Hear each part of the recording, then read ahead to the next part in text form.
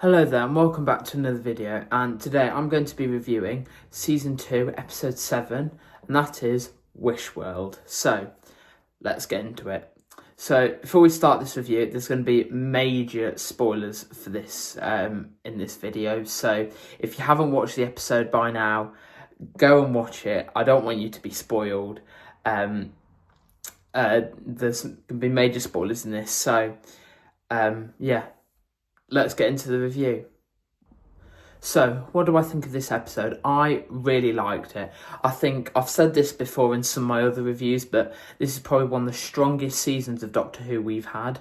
And this episode just continues it with the reveal at the end of the Interstellar Song Contest last week. I was like waiting to see what was gonna happen, because with the cloister bell and the TARDIS exploding, I really didn't know how they sort of survived the TARDIS explosion thing, and it still didn't really answer it. I think it'll probably do that in Reality War. I don't know, but I really like this episode. It very much reminded me of, I don't know if you've ever seen the film The Truman Show. If you haven't, brilliant film with Jim Carrey, where sort of like it's Truman's whole life is a TV show where nothing's really real, and it's all told through like one lens, sort of like everything's made up, everything's sort of like a fixed reality, whereas like someone's deciding what happens. I feel like that's very much what's happening in this episode. It very much reminded me of the Truman Show and the Monk trilogy from series 10 back in 2017. Yeah, it very much reminded me of the Monk trilogy, how Bill was the only one who could see past the lies of the monks, again with Ruby. I love how Ruby sort of also took a main focus in this episode, and she very much was like one of the main leads of the story. I generally really like this episode, and also, again, spoiler alert, great to see Rogue back.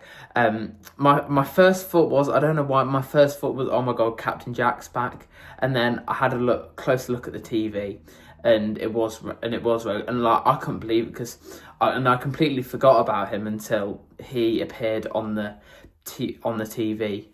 And yeah, I just really like this episode. This is my sort of like raw reaction. I've only a couple minutes ago watched the episode. Also, again, I thought, I can't remember her name, the person who plays the Rani. I can't remember her name. I thought she was brilliant. Very much sort of embodied the role as the Rani, as we've only had Kate O'Mara play the Rani. It was very much just sort of hard to see what the Rani would be like, but it was very much sticking with the character and like close to what Kate O'Mara established, but also with it being a different incarnation, very much sort of like made it her own thing, which I really liked. I thought, I hope this is just not a carbon copy of Kate O'Mara's Rani, because I wouldn't like that very much, because, say, for example, David Tennant and Ncuti Gatwa, they're completely different actors, obviously, but they're also completely different doctors. So I wouldn't have liked them, like, the two Ranis to be really similar. Also, as well, Anita Dobson as Mrs. Flood, I thought, again, was brilliant. The little scene she had in like that TV room with Conrad, I thought was brilliant.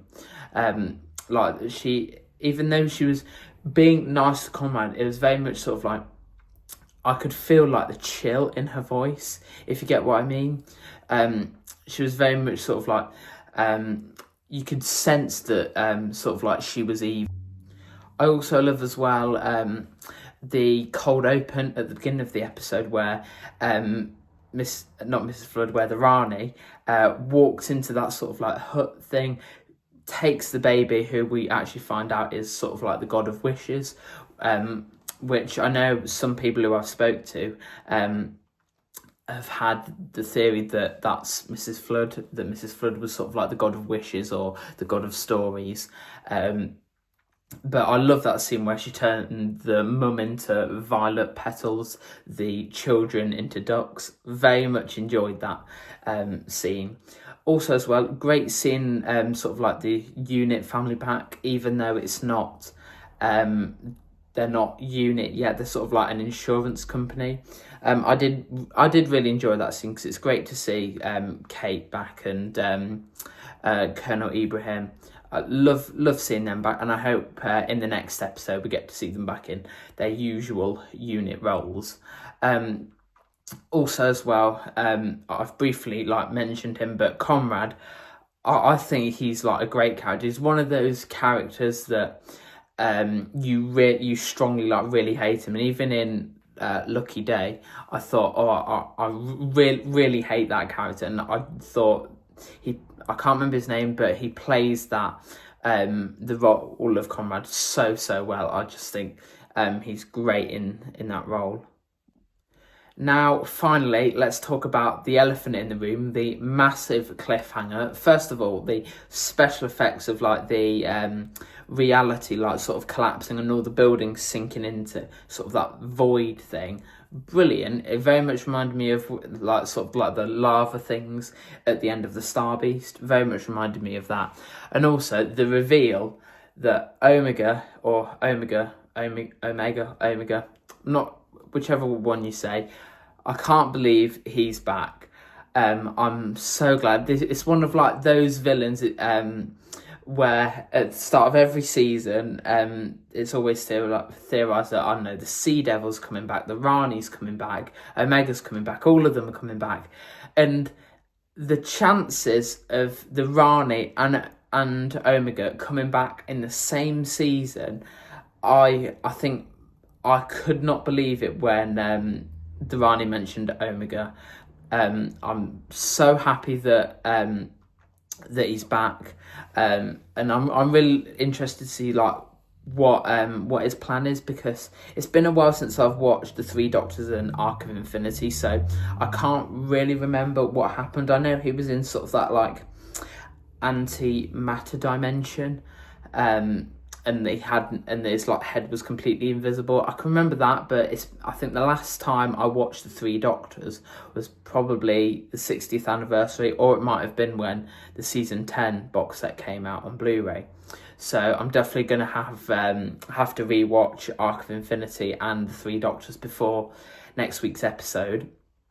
I'm really looking forward to seeing what happens and how sort of the Doctor's gonna get out of that void. I hope there's a massive confrontation, sort of a speech thing between the Doctor and Omega. It's sort of in the throne room in the Three Doctors, because I really love that scene.